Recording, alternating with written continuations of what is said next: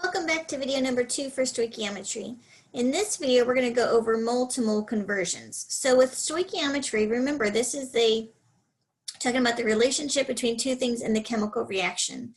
So we're going to be using dimensional analysis, which is the same process that we were using to do mole conversions in the last semester, but this time we're going to be switching from one substance to another substance. Okay, during mole conversions, we were just sticking with the same kind of substance, so maybe going from moles of carbon dioxide to grams of carbon dioxide. With stoichiometry, we could be going from moles of carbon dioxide to moles of water, for example. Okay, so we're going to use the same kind of setup in the same manner that we are doing our mole conversions, but we're just going to use that mole ratio from the last video as a conversion factor. So here we got how many moles of carbon dioxide are produced from the combustion of 7.3 moles of CH4. Let me get my annotate tool here. Okay, so it says the combustion of C4H10. So combustion means that oxygen is a reactant. So we have to have O2 as a reactant. And combustion means we're going to make carbon dioxide and water. So first, we need to make sure we start with a balanced chemical reaction. So I'm just going to go ahead and quickly balance this. I know that I'm going to have a 2 here. This is going to be 8. This is a 10 and 13. So when you do dimensional analysis, you always start by writing your given. So we're going to start by writing 7.3 moles of C4H10. We're going to multiply it by some kind of conversion factor. So remember, when you start your conversion factors, whatever unit you're starting with, that unit has to go down here at the bottom of your conversion factor. This time, though, we're not going to be using 1 with moles every time. If we have moles already and we need to switch from moles of one thing to moles of another thing, we're going to go back up to our balanced chemical reaction and use those coefficients to switch from one thing to the other thing. So we have 2 moles of C4H10 is going to make 8 moles of carbon dioxide. And that's how we're able to use this as our mole ratio. We're able to use that mole ratio to switch from one substance in our reaction to the other substance.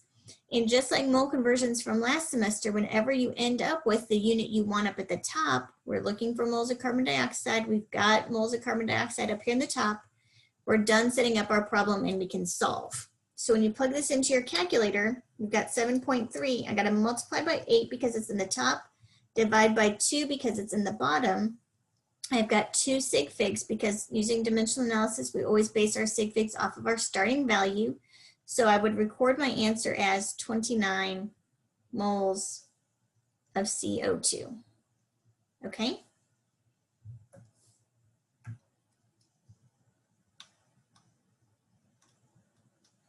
Sorry, let me just switch here.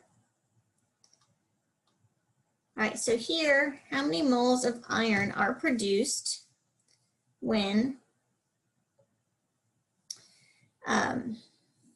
so I'm trying to find my little mouse here. 1.75 moles of iron 3 sulfate reacts with zinc. So here's my reaction. I've got iron sulfate reacting with zinc to produce zinc sulfate solution and iron. So I'm starting with 1.75 moles of iron 3 sulfate.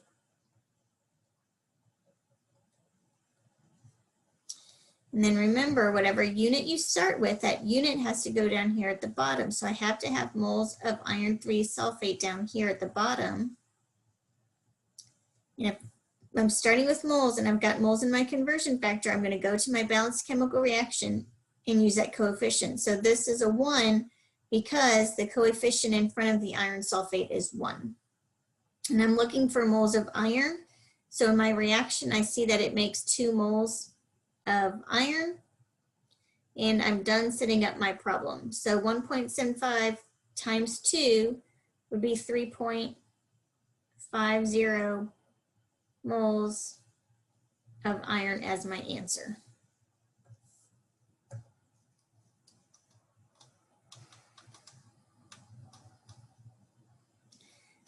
All right, so what I want you to do is I want you to go ahead and balance these reactions and answer the questions. And I'm going to check your understanding in the Edpuzzle video and make sure you guys are on the right track. So if you need any help with multiple conversions, let me know.